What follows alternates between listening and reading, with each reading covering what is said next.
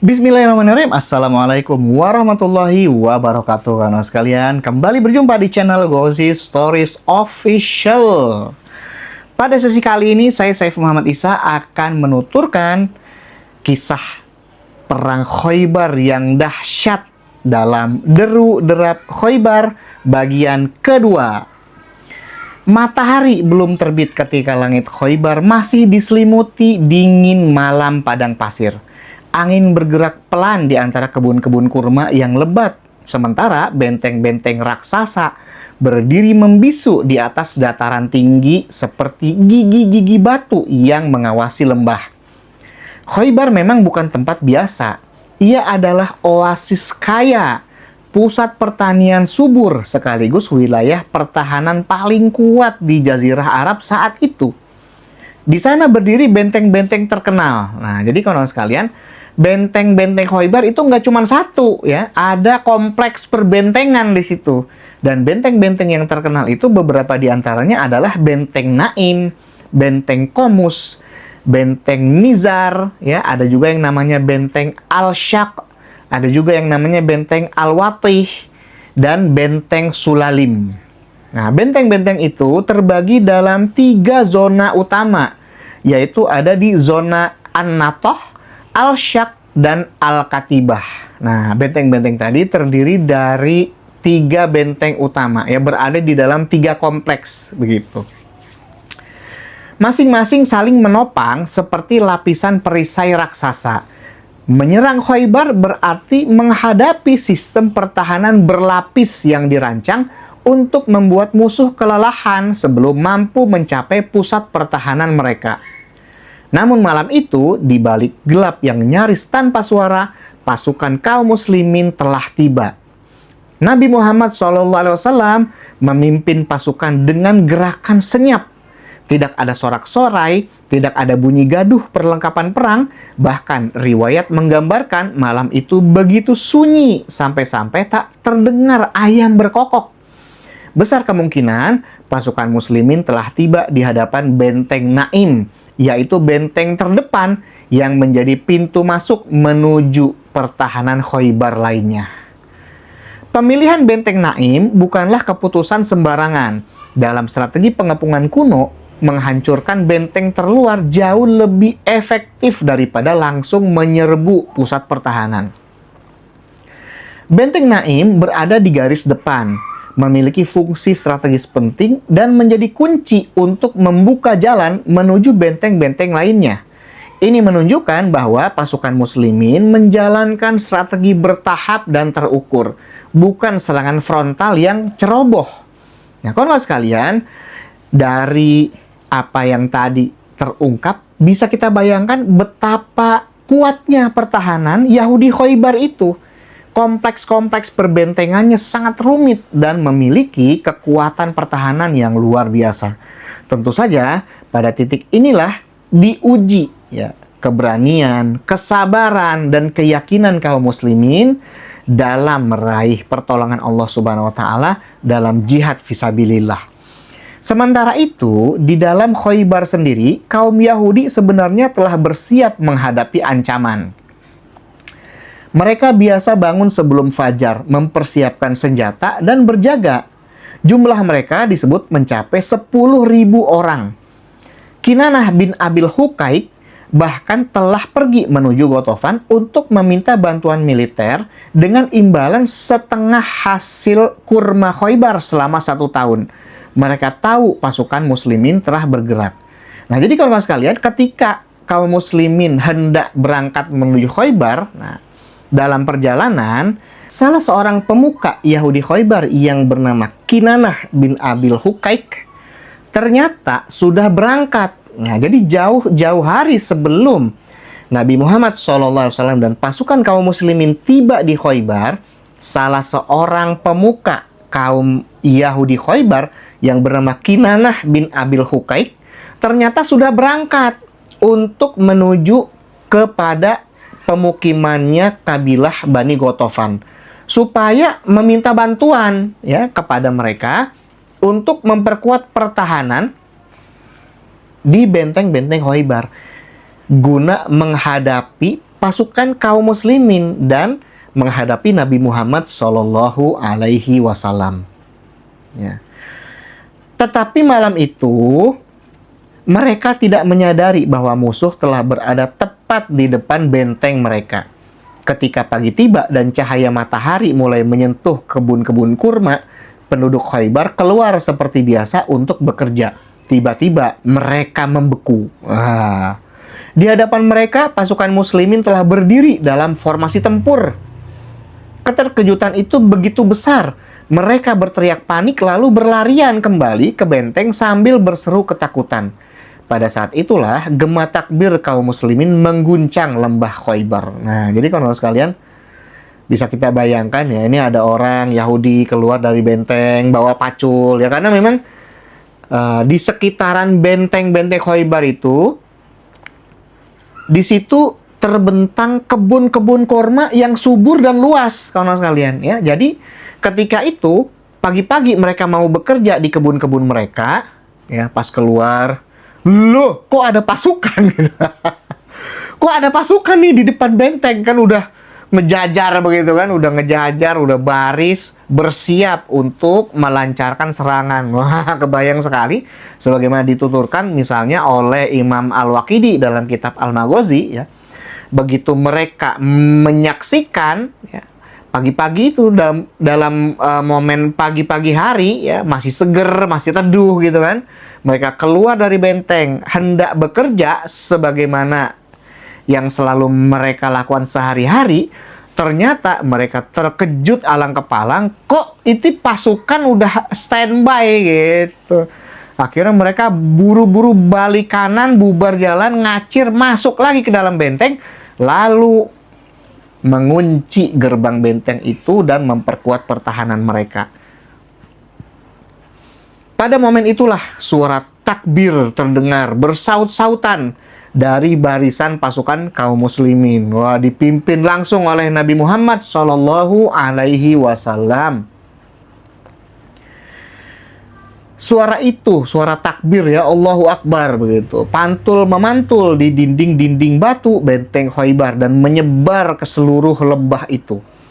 Sebelum pengepungan dimulai, Nabi Muhammad SAW sempat memilih posisi pasukan di sebuah tempat rendah, sementara benteng Naim berdiri di dataran tinggi di depan mereka.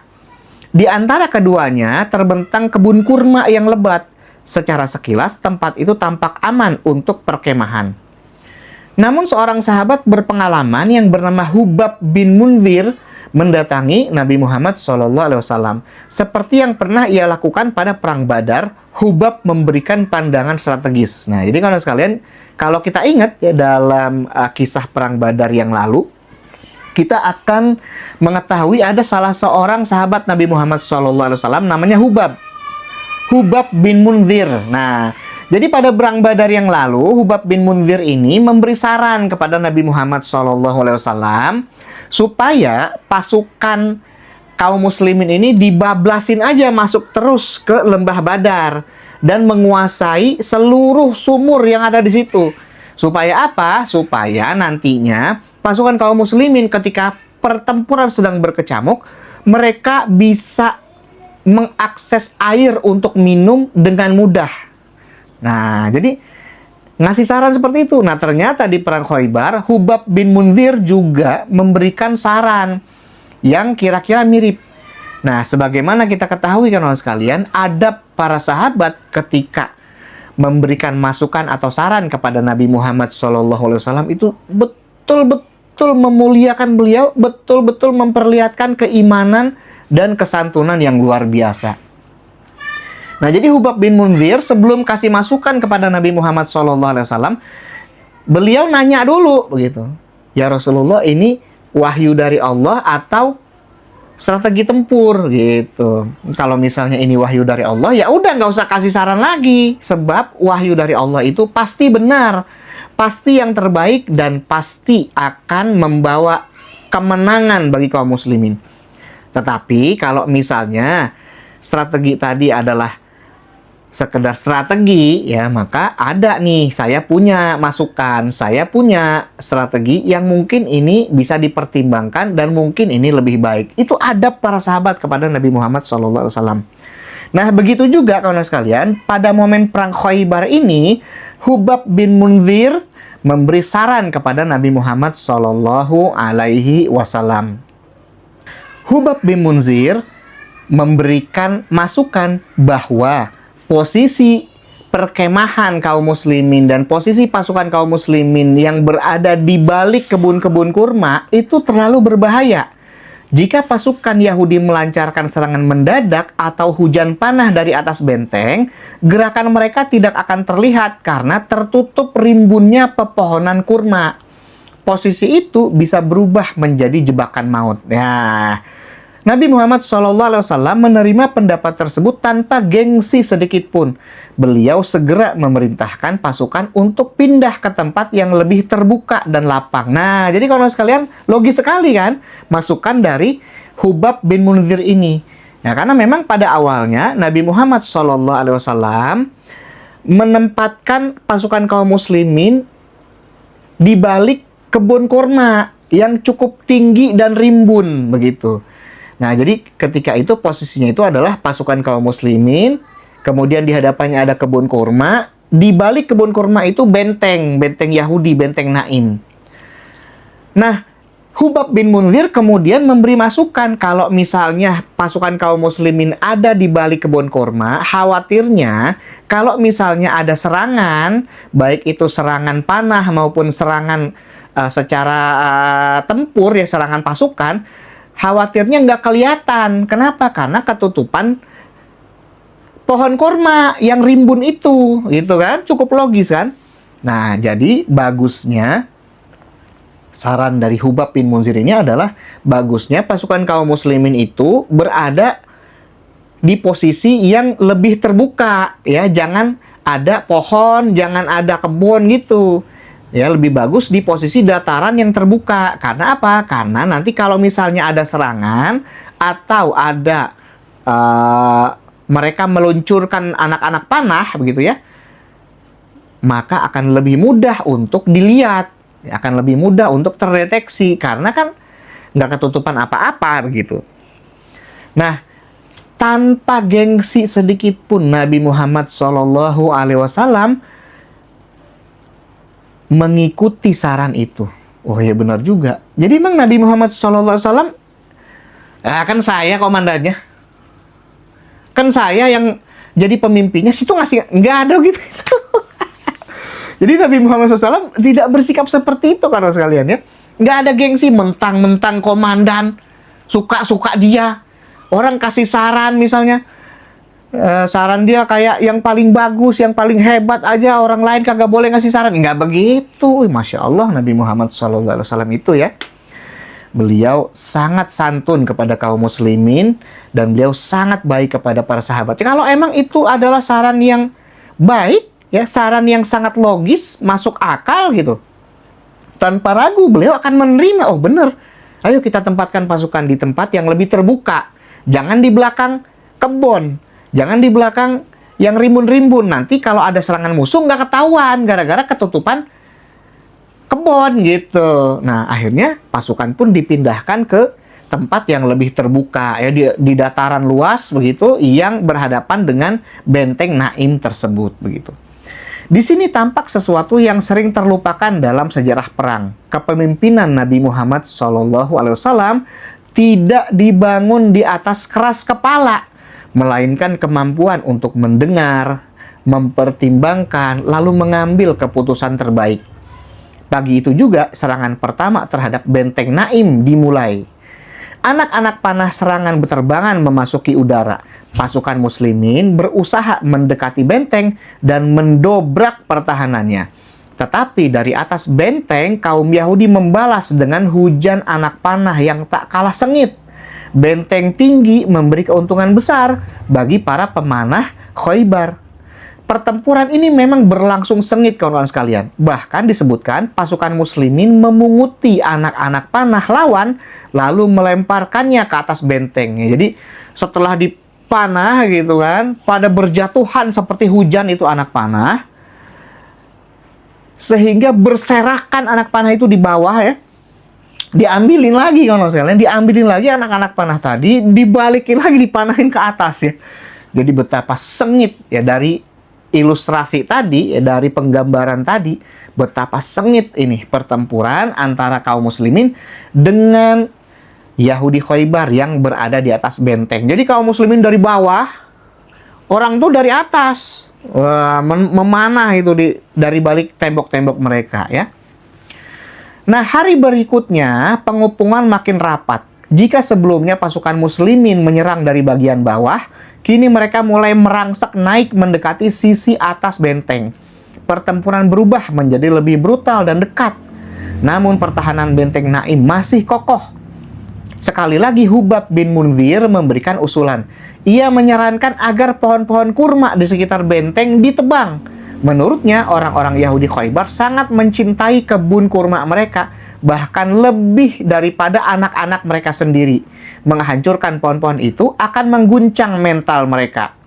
Nah, jadi kawan-kawan sekalian, kemudian Nabi Muhammad SAW pun memerintahkan kepada pasukan beliau untuk menebang kebun-kebun kurma yang ada di luar benteng Naim. Jadi benteng ini di dalamnya yang isinya itu adalah persediaan logistik sama rumah-rumahnya orang-orang Yahudi Khaybar. Nah, di luar benteng itu adalah kebun-kebun kurma yang rimbun dan subur.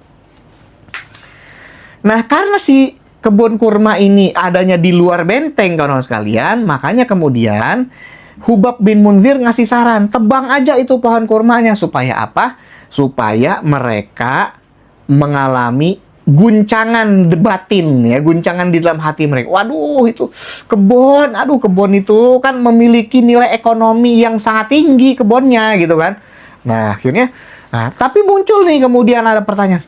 Lah, bukannya selama ini Nabi Muhammad SAW selalu menasehatkan kepada pasukannya supaya jangan menebang pohon kalau berperang, ya kan? Jangan ya membabat kebun. Tuh, kok tindakan Nabi Muhammad SAW seolah-olah berlawanan ya, atau bertentangan dengan nasihat beliau sendiri. Nah, di sini kawan-kawan sekalian, biasanya memang orang-orang nih yang memiliki penyakit dalam hatinya gitu, orang-orang yang memiliki permusuhan terhadap Islam dan kaum muslimin, mereka akan memanfaatkan hal ini. Ya, coba lihat Nabi Muhammad SAW aja menasehati orang supaya kalau berperang jangan menebang pohon. Ya, beliau sendiri ketika berperang menebang pohon. Kapan? Itu di Khaybar. Nah, begitu. Padahal, kalau sekalian ya, para ulama sudah banyak menjelaskan fenomena ini ya, bahwa walaupun Nabi Muhammad SAW ya menasehati pasukannya gitu, menasihati para sahabatnya ketika mau berperang itu supaya jangan menebang pohon ya. Maksudnya adalah supaya jangan menebang pohon secara membabi buta tanpa alasan gitu. Yang itu hanya sekedar buat pokoknya hancur rata aja semua. Hancurin semua sehancur-hancurnya. Nggak boleh yang kayak gitu, nggak boleh kawan sekalian ya. Nah, sementara yang dilakukan oleh Nabi Muhammad SAW dalam perang Khaybar ada tujuannya. Nah, di sini ada tujuannya ya, untuk memenangkan perang, yaitu apa? Melancarkan serangan pada mental. Nah, di sini melancarkan serangan pada mental terhadap mental musuh-musuhnya. Yang mana mental musuh-musuhnya ini kan mereka mencintai kebunnya. Mencintai kebunnya, mencintai hasil panennya, hasil tanamnya. Nah, maka untuk menghancurkan mental mereka, ya kalau sekalian, maka ditebang tuh pohon-pohonnya.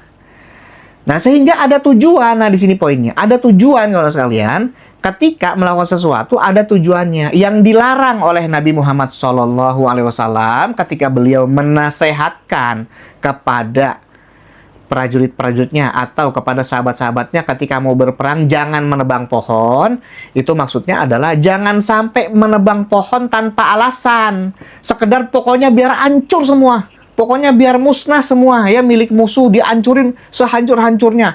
Kalau ada kebun, hancurin kebunnya, bakar semua misalnya ya. Nggak boleh. Yang seperti itu nggak boleh begitu. Nah, kalau misalnya ada tujuannya ini untuk melancarkan serangan terhadap batin atau mental musuh supaya mereka cepat-cepat menyerah. Nah, dalam perang Khaybar ini saja, kawan-kawan sekalian, ketika itu ya, pohon kurma dari sekian ratus atau sekian ribu pohon kurma yang ditebang oleh Nabi Muhammad SAW dan pasukan kaum muslimin itu hanya 400 pohon saja. Nah, ini ya seperti dituturkan misalnya oleh Imam Al-Waqidi dalam kitab Al-Maghazi. Ketika itu kaum muslimin hanya menebang 400 batang pohon kurma saja dari ratusan bahkan mungkin ribuan pohon kurma di kebun itu. Yang ditebang hanya 400 saja. Hal ini menunjukkan, kawan-kawan sekalian, bahwa kalau misalnya menebang pohon untuk satu tujuan, untuk satu sasaran tertentu, boleh begitu. Ya. Ketika Nabi Muhammad SAW melarang menebang pohon dalam satu peperangan, bukan berarti nggak boleh menebang sama sekali, gitu. Ya, yang nggak boleh ditebang adalah kalau nebangnya tanpa tujuan gitu. Kalau nebangnya hanya sekedar biar hancur dah semua milik musuh, biar musnah semua. Yang begini yang nggak boleh gitu. Ya, karena apa? Karena sering kali terjadi sebuah pasukan perang melakukan itu. Ya, melakukan itu. Kalau udah merasa menang, hancurin semua. Kebun milik musuh, hancurin. Udah. Babat semua, bakar semua, sampai hancur nggak bersisa. Yang begitu nggak boleh. Gitu. Nah, tetapi menebang pohon untuk tujuan, nah di sini dibolehkan karena itu dilakukan oleh Nabi Muhammad SAW.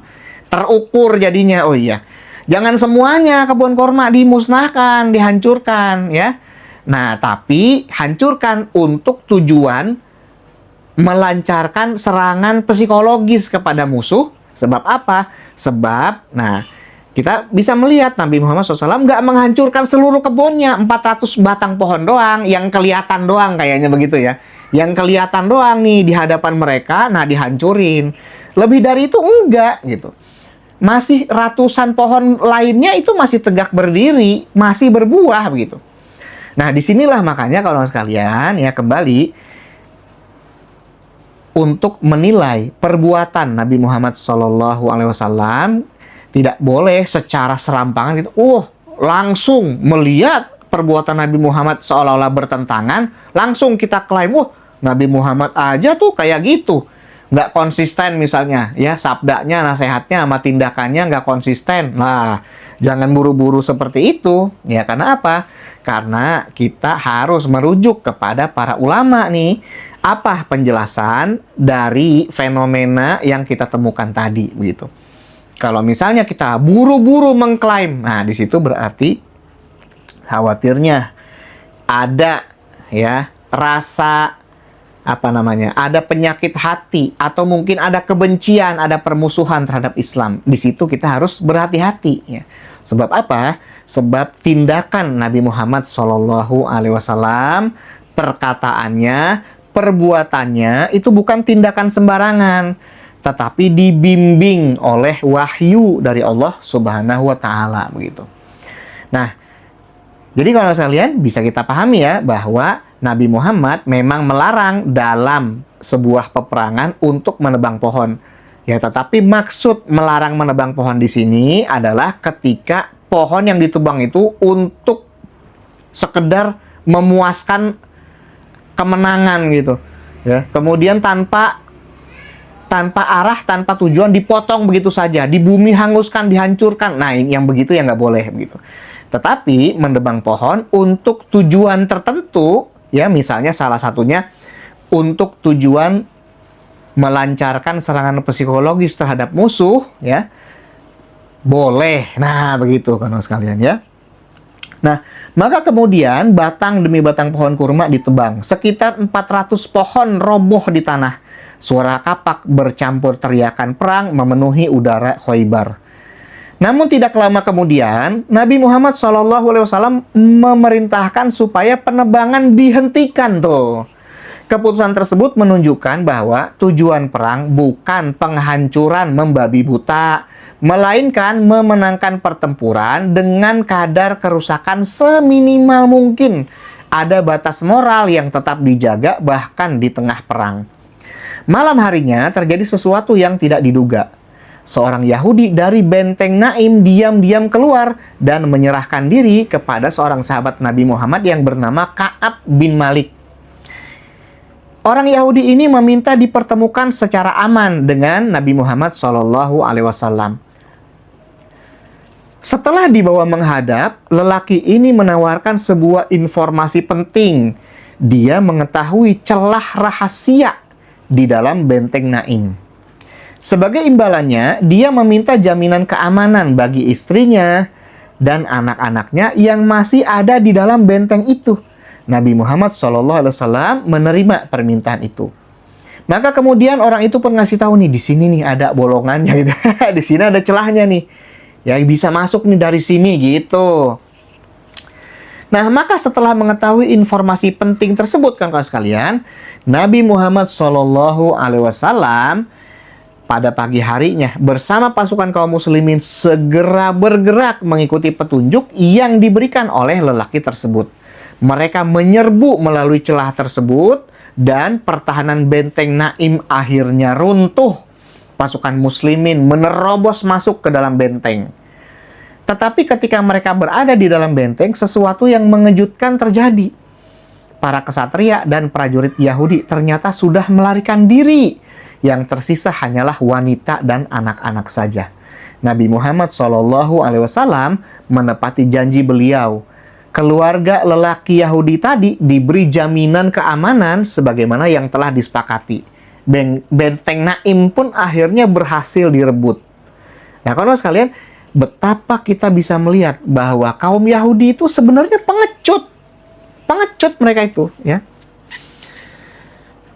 Mereka sesumbarnya doang gede, gitu, ya.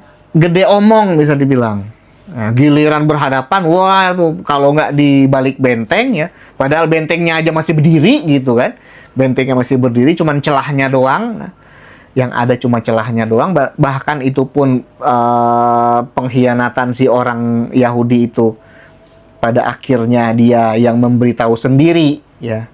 Seperti apa itu celahnya, letaknya di mana gitu kan. Nah, jadi sebenarnya kaum Yahudi itu adalah kaum yang pengecut kawan-kawan sekalian, ya. Ya, sebenarnya hari ini pun pasukan kaum muslimin hari ini bisa sangat mudah untuk menyingkirkan ya entitas Zionis Yahudi hari ini, mudah sebenarnya. Ya, sayangnya kaum muslimin terpecah belah di situ dia, ya. Sayangnya kaum muslimin sangat lemah karena terpecah belah itu tadi, gitu. Nah, jika kelak kaum muslimin bersatu di bawah komando seorang pemimpin, di bawah perintah ya seorang khalifah, saat itulah kaum muslimin akan berhasil menyingkirkan penjajahan entitas Zionis Yahudi once and for all, ya. Untuk selama-lamanya, for good. Nah, makanya kawan-kawan sekalian, disinilah pentingnya ya kepemimpinan dalam Islam yang akan mempersatukan kekuatan kaum muslimin. Nah, akhirnya kawan-kawan sekalian, benteng Naim pun berhasil direbut oleh kaum muslimin dan itu baru sekedar awal ya. Setelah kemenangan tersebut, pasukan muslimin bergerak menuju benteng berikutnya, yaitu benteng Al-Sya'b bin Mu'adz. Benteng ini jauh lebih kuat dan menjadi pusat penyimpanan logistik serta persenjataan penting bagi Yahudi Khaybar. Pengepungan besar kembali dilakukan. Hari demi hari berlalu dengan pertempuran sengit. Pasukan muslimin mengepung rapat benteng Al-Sya'b bin Mu'adz tadi, tetapi pertahanannya masih sulit ditembus. Ketegangan meningkat, panah-panah terus meluncur dari atas benteng, sementara pasukan muslimin terus menekan dari luar. Lalu pada suatu malam, kembali terjadi peristiwa tak terduga. Nah, ini dia. Seorang lelaki Yahudi keluar dari benteng dan menyerahkan diri kepada Umar bin Khattab radhiyallahu anhu yang sedang berjaga. Umar hampir saja membunuhnya karena mengira itu tipu daya musuh. Tetapi lelaki itu meminta dibawa menghadap kepada Nabi Muhammad SAW. Ia memohon perlindungan bagi diri dan keluarganya, lalu dia membocorkan rahasia penting. Satu demi satu, pasukan Yahudi ternyata telah meninggalkan benteng Al-Sya'ab bin Mu'adz tadi secara diam-diam untuk mundur menuju benteng-benteng berikutnya. Ia juga memberitahukan adanya gudang senjata rahasia yang hanya diketahui olehnya. Nabi Muhammad SAW kemudian mengajaknya masuk Islam. Lelaki itu meminta waktu beberapa hari untuk berpikir. Nah, keesokan harinya pengepungan diperketat. Dan benar saja, ya, informasi dari si orang Yahudi tadi benar ternyata, ya. Di benteng Al-Sya'ab bin Mu'adz itu ada celahnya dan akhirnya bisa diterobos dengan relatif mudah. Ketika pasukan muslimin masuk, mereka mendapati apa yang dikatakan lelaki Yahudi itu memang benar.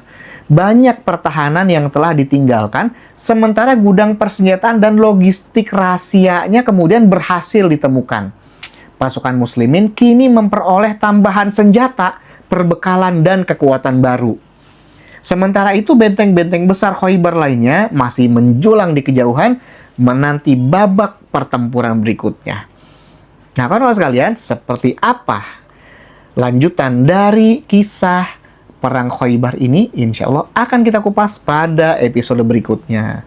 Demikian yang bisa saya sampaikan. Billahi taufiq wal hidayah. Wassalamualaikum warahmatullahi wabarakatuh.